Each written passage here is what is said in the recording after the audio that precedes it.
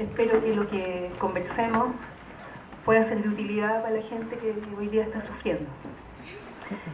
Yo quisiera hablarles de dos cosas que se supondría no tendrían relación, ¿no? Las migraciones contemporáneas hacia Chile y el racismo. Yo los invito primero a hacerse la pregunta de por qué las migraciones en Chile, las actuales, están cruzadas con el racismo. Comenzar primero diciendo que las migraciones son un fenómeno social universal que hoy día atraviesa todo el mundo, ¿no? Son desplazamientos de personas pobres que están tratando de sobrevivir por razones políticas, por persecuciones, por desastres naturales, pero principalmente por la pobreza, en algunos casos la miseria. Una primera cosa es señalar que hay una responsabilidad del Estado de donde esa gente viene, primero. Es decir, el Estado que expulsa a las personas y que no pueden seguir viviendo en su país por distintas razones, es un Estado que construye la emigración. Más o menos 1.100.000 chilenos en el extranjero, más o menos. Cuestión que rápidamente en una sociedad como la nuestra, en unas políticas del olvido, quedó de lado. Entonces, este primer momento de migración obviamente comienza con el viaje, con un viaje terrible, ¿no? Con un viaje imposible. Imagínense por un momento tener que partir del país de un momento a otro. Imagínense qué cosas puede meter uno en una maleta. Estoy hablando de cosas que vienen de muchas investigaciones, hace muchos años ya, de muchos diálogos, ¿no? Con amigos, con amigas de la inmigración. ¿Qué pone uno en una maleta cuando tiene que irse de un momento para otro? Pero lo peor, ¿qué es lo que puede poner para no ser sospechoso en la frontera? Porque si la maleta es muy grande o el busto es muy grande, no se puede entrar. Si la maleta es muy chica o no tiene nada, tampoco se puede entrar. Hay que tener rostro, maleta, vestimenta de turista. Es lo que nos permitiría entrar, ¿cierto? ¿Qué tesoros traemos adentro? Ahora, cuando el viaje se inicia, pensemos en colombianos, en haitianos, ¿no? Dominicanos, ¿no?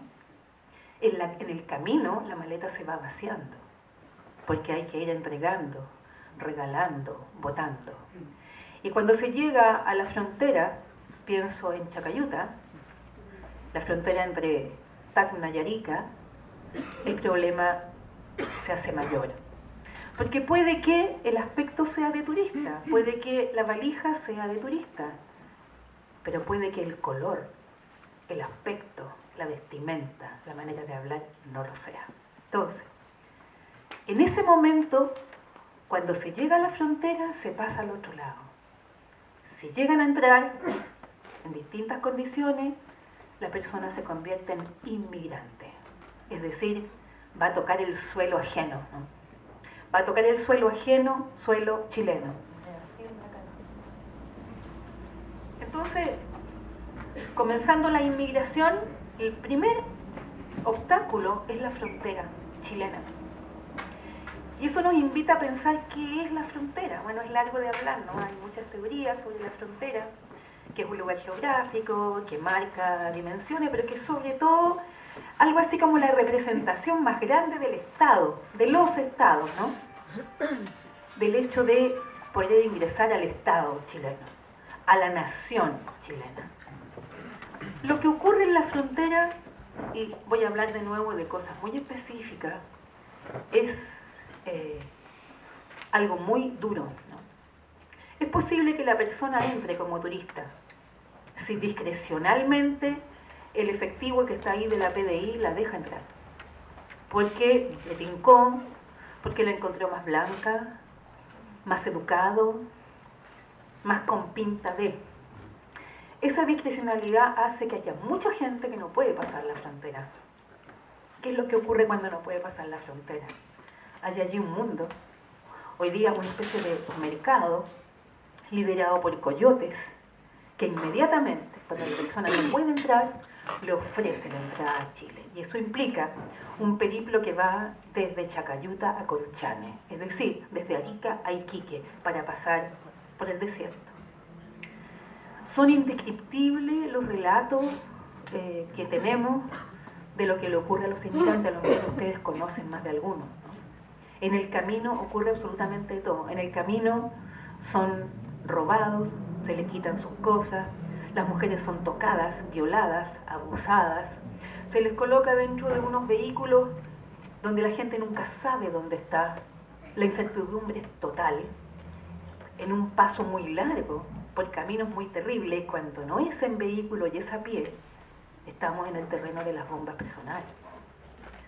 Bueno, allí ha muerto gente. El año pasado 2 inmigrantes dominicanas fueron abandonadas en el desierto por los coyotes porque consideraron que era un fardo, por lo tanto las dejaron tiradas, ¿no? Y esa es un poco la realidad dicha de manera muy rápida del paso por el desierto. Cuando la gente consigue entrar, van a tener la condición de irregulares, me imagino que la conocen. Una condición que los obliga a vivir en clandestinidad o semiclandestinidad, pero fíjense teniendo la piel negra, lo que es muy difícil, ¿no? Y además, en algunos casos, hablando varias lenguas menos la lengua española. ¿Qué les va a ocurrir? Van a vivir en piezas indecentes, subhumanas, arrendadas a veces también por otros inmigrantes, porque tampoco hay que ser ciego, que también han hecho de esto de un mercado, junto con chilenos, ¿no? Se arriendan piezas a 200.000, a 300.000, se arriendan pedazos de corredores separados por unas cortinas inmundas.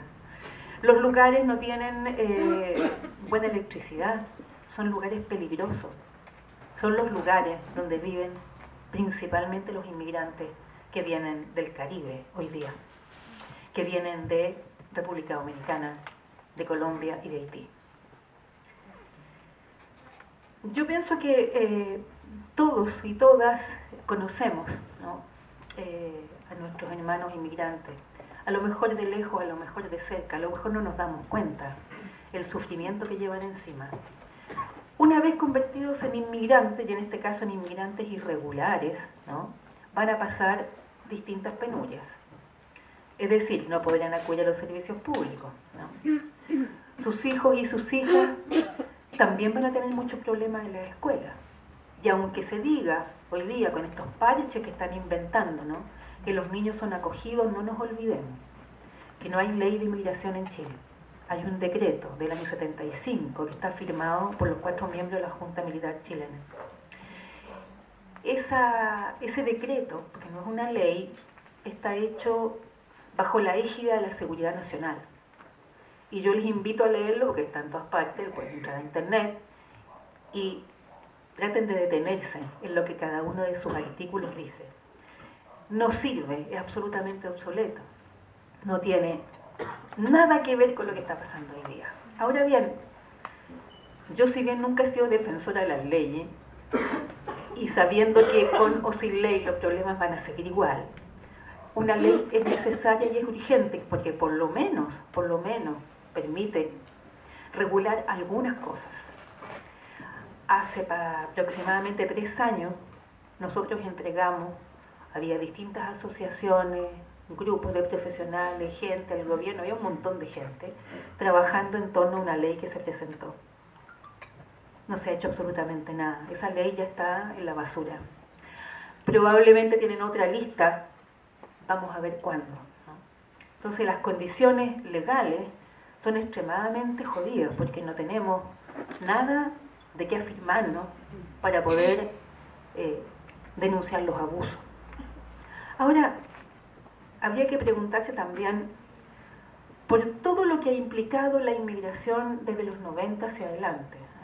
Brevemente, recordarles que comenzaron primero llegando argentinos a Chile, fue la comunidad más importante durante los 90.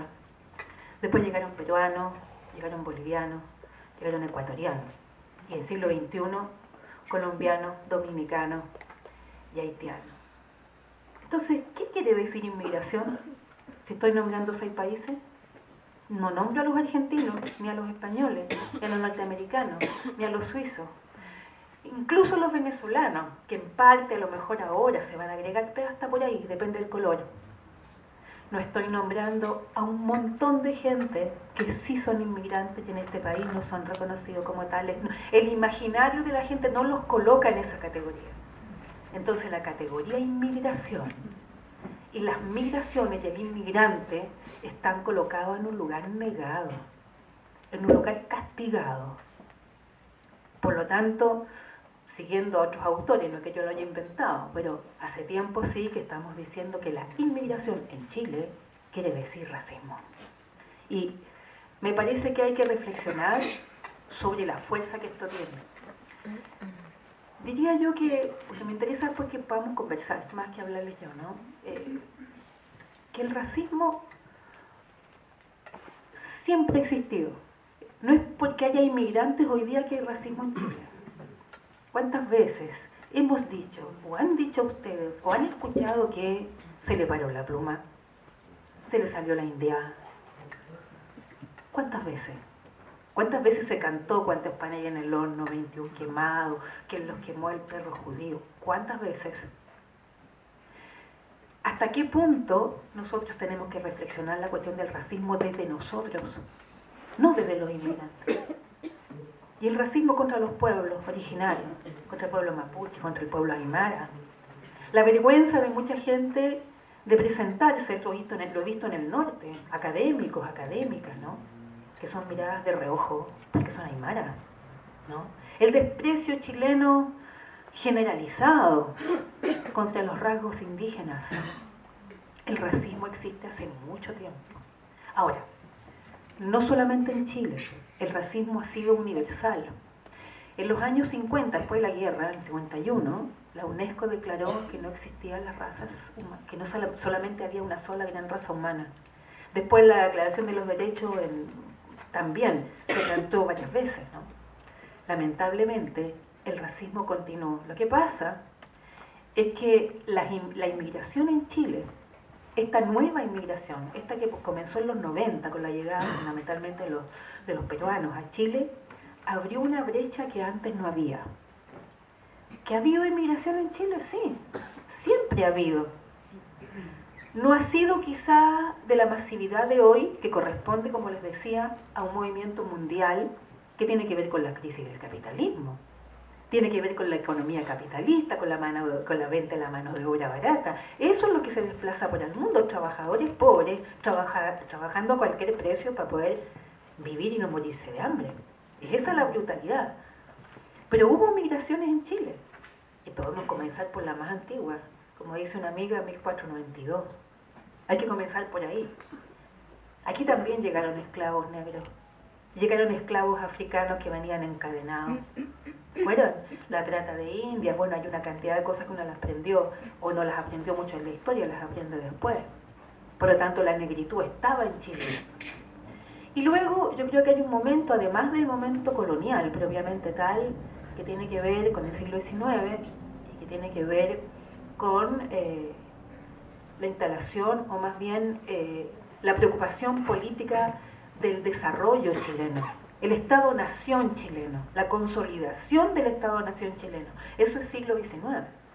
En ese siglo XIX se decide entonces por parte del Estado chileno invitar a inmigrantes europeos para llegar a Chile, poblar los territorios del sur y blanquear la raza. No nos olvidemos de eso.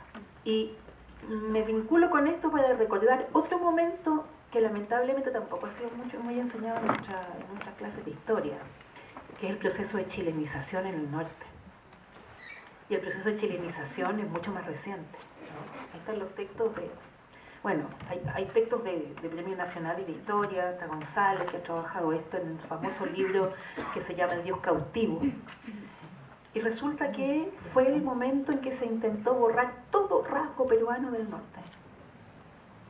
Ligas patrióticas, ¿saben cuáles son, no? ¿Las conocen?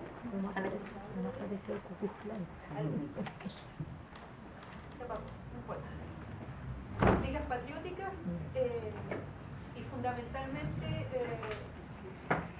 la propuesta de las ligas patrióticas que estuvieron mezcladas entre había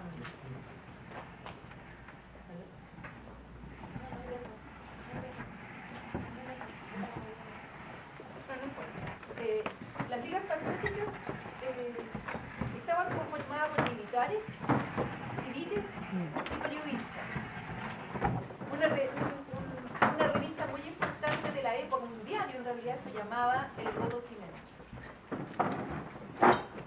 Y en esa revista se exaltaba, la revista diario, se exaltaba el modo en que había que destrozar o destruir a los peruanos. Es un momento importante porque en ese momento se violó, se asesinó, se torturó y se hizo desaparecer. Por lo tanto, es otro momento fundacional también del racismo contra los peruanos y contra los bolivianos. Bueno, no voy a extenderme en esto, pero yo creo que es importante entender que el racismo, estamos hablando de Chile en este caso, no comienza hoy día con la llegada de los inmigrantes. Hay un imaginario en Chile construido, muy potente, que lo tenía por ahí durmiendo, como yo siempre digo, como un monstruito durmiendo, y cuando llegan entonces estos inmigrantes pobres, porque hay que hablar de la clase, mujeres solas, hay que hablar del género, a interrumpir la calma de la nación chilena, hay que hablar del concepto nación, la raza, lo digo entre comillas, porque no podría decirlo de otra manera, resurge con toda su potencia. Entonces, si queremos analizar estas cuestiones hay que vincular clase, raza, nación, género. Ustedes pueden seguir, es lo que se denomina la interseccionalidad para poder hacer estos análisis, Fíjense que si hablamos de raza, no podemos sino acudir a la antropología racista del siglo XIX, que fue terrible.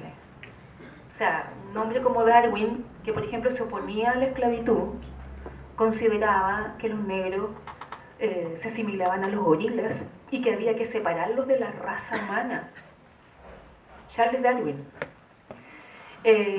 Su primo, el señor Gobineau, es uno de los autores más consolidados para el nazismo y que permitió entonces todo el horror, de medir cráneos, narices, cuerpos, para luego poder asesinar. El problema está que la raza, como una categoría potente, supuestamente científica, afirmada en la biología, no tiene ningún sustento biológico ni científico, nada. Sin embargo, tiene una potencia muy grande, que es lo que vemos hoy día en el racismo cotidiano, en el de todos los días, en el de la calle, de las micros, de los metros, los servicios públicos, las plazas, las escuelas, en todas partes donde caminamos en esta ciudad. Entonces, ¿contra quién hoy día se focaliza este odio? Porque el racismo tiene dos formas muy importantes: prácticas racistas y discursos de odio, van de la mano. Discursos de odio que vienen de los medios de comunicación, pero tampoco le voy a echar comillas toda la culpa a los medios de comunicación, vienen del Estado y sus instituciones. Los medios de comunicación lo que hacen es agarrar esto y actuar. Discursos de odio que funcionan para legitimar el castigo a la gente, suponiendo que las características físicas de las personas o el origen de las personas tiene que ver con su modo de ser. Eso es una cosa muy grave. Entonces, es normal que sea así porque es de tal país. Pero también se dijo, es normal que sea así porque es mapuche. O es normal que sea así porque es aymara. O es normal que sea así porque es colombiano. De nosotros se dice en otros países, es normal que sea así porque es chileno. Esta normalización ha conseguido que hoy día todo acto y cualquier acto racista, incluso los más brutales, aparezcan legitimados por esa suposición de que hay un vínculo entre las características de una persona y su modo de ser. ¿Ya? No sé si se entiende esto, que esto es muy potente y eso hay que desalojarlo de nuestra cabeza, porque no tiene nada que ver. Uno de los problemas grandes, voy a ir terminando para que podamos dialogar, es que hoy día aparece toda una suerte de políticas de la diferencia, que es una cosa muy estúpida. Porque ¿por qué yo tengo que hacer política de la diferencia? Y después hablo de inclusión. Se le meto la inclusión así como con una jeringa, ¿no? Si nosotros estamos todos juntos acá y somos santiaguinos, yo no veo quién de nosotros mira al otro para decir, ¿sabe que voy a hacer política de la diferencia contigo? ¿No? Hablamos de diferencia cuando establecemos desde antemano que un otro o una otra es diferente a mí. Entonces, hay cuestiones muy complicadas. Ayer apareció esta historia de la lepra. Ayer en la tarde ya fueron golpeados varios haitianos en la calle. Hay varios casos que van llegando, porque yo trabajo con asociaciones de inmigrantes, ¿no? Y están muy asustados porque están siendo maltratados, insultados y acusados de todo lo que se les acusa, contaminantes, infecciosos, y depende de la nacionalidad, ¿no? Colombianos son, peligrosos, delincuentes, las mujeres son prostitutas, mientras que los haitianos sí son buenos trabajadores y buenas personas, pero ahora son contaminantes y nos pueden infectar y nos pueden matar.